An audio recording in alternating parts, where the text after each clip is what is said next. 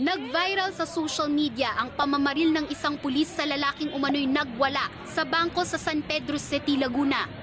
Sa video, inaawat ng mga sekyu ang lalaki na kinilalang si Sharif Amatonding. May dumating na pulis na kinilalang si PO3 Reynaldo Dizon. Bumunot siya ng baril at pinaalis ang lalaki sa pintuan ng bangko. Pero ayaw umalis ng lalaki at mahigpit ang pagkakahawak niya sa pinto. Maya-maya pa, bigla na lang siyang itinulak ng pulis at pinaputukan. Ikinagulat ng isa sa mga gwardya ang nangyari. Biglaan din, nagulat nga lang ako eh.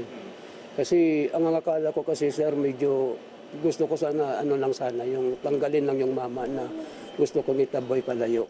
Nakadestino sa Binyan si Dizon. Napadaan lang siya sa bangko matapos rumesponde sa kaso ng nakawan ng motorsiklo. Depensa niya, delikado na ang sitwasyon para sa kanya at sa mga nasa paligid. May ganung mga angulo na sinasabi siya na they tried or inagaw yung baril niya. And based dun sa sinasabi ng video, parang it doesn't show that way, no? Pero hindi natin alam kung ano talaga yung nangyayari doon mismo nung insidente na sila sa harap eh. Pero ayon sa isang nakakita, maingay si Amatonding at tila hinahamon ang pulis. Narinig ko, dinidare niya yung pulis, babarilin mo ako? Something like that.